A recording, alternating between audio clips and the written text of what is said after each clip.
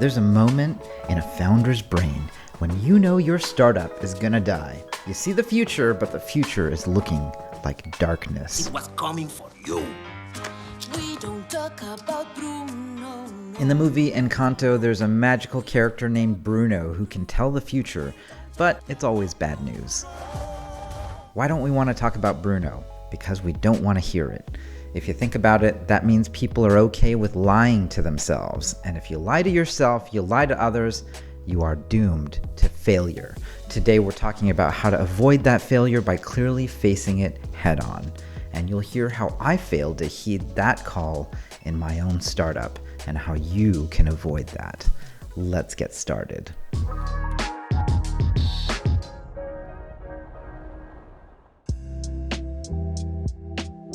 Miyamoto Musashi was a famous and fierce swordsman in Japan in the 17th century. He said, "Truth is not what you want it to be. It is what it is, and you must bend it to its power or live a lie."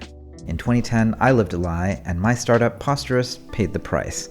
We started in 2008, growing quickly. Our startup was up and to the right. It was about 2 straight years of back-to-back 20 to 30% monthly growth, about 10x yearly growth, and it seemed like it was going to continue forever. But suddenly, in the middle of 2010, our growth went flat. Now, there were many different reasons for it. We didn't scale our servers, I didn't turn into a people leader, and I wanted to keep coding.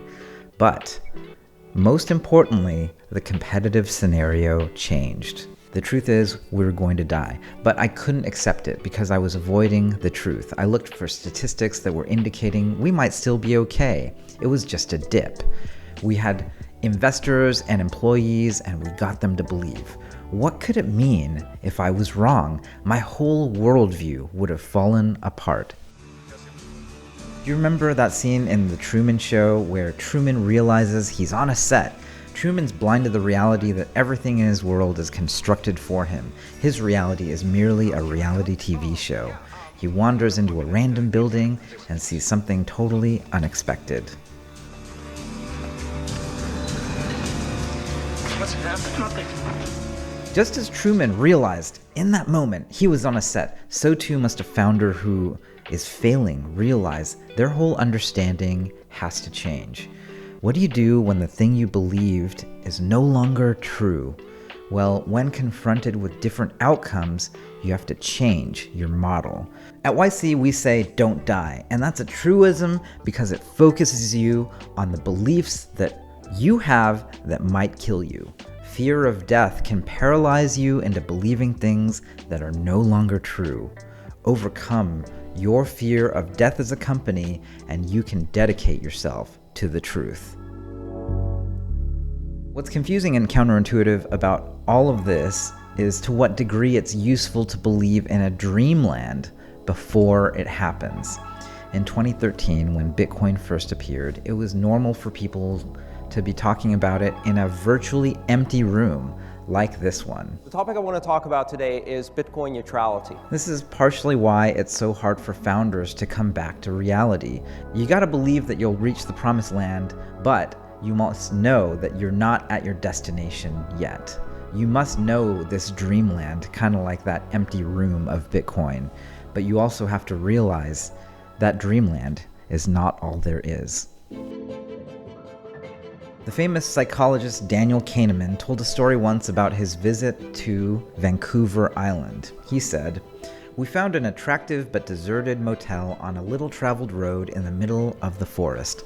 The owners were a charming young couple who had used their life savings to buy this motel, which had been built a dozen years earlier. They told us without irony or self-consciousness that they had been able to buy it cheap because 6 or 7 previous owners had failed to make a go of it. They felt no need to explain why they expected to succeed where 6 or 7 others had failed." Madness is doing the same thing over and over and expecting a different result. This is where confronting reality matters. Founders and creators should be highly aware of the idea maze. What is the set of things that have been tried? If you're trying to commercialize some technology, know who came before you and what they tried. Don't do exactly what 1, 10, or thousands of people have already done. Surely you must have some new approach, some reason why it will work for you. It might be tech, it might be the way you approach customers, it might even be as simple as we know these people and other people don't. But you should know what that reason is. Otherwise, you'll be just like Kahneman's charmed young motel-owning couple, ignoring reality, giving in to the madness. The real key story here, I think, is that you've got to find a way to immerse yourself with both Dreamland and reality, and make a bridge between those two things. Here's Ray Dalio talking about one way this happens. Whatever success I've had in life has had to do more with my ability to know how to deal with my not knowing than even the things I know. So that changed everything. It meant that I wanted to bring in the smartest independent thinkers to disagree with me so that we could disagree well. And that developed a unique culture. The philosopher Karl Popper talked about scientific knowledge being based not in certainty but falsifiability. Through experimentation and criticism, you would discover the truth. As a single person with a dream, you can live in a dreamland of your own creation. But if you surround yourself with smart people who don't engage in groupthink, you can promote and develop more accurate and robust mental models that then allow you to have an impact on reality. And then you can really change the world. That's the alchemy, going from the dreamland of an individual to creating the reality with a group of your smartest friends. That, my friends, is the real magic, and that's what I want for you. That's it for this week. I'll see you next week.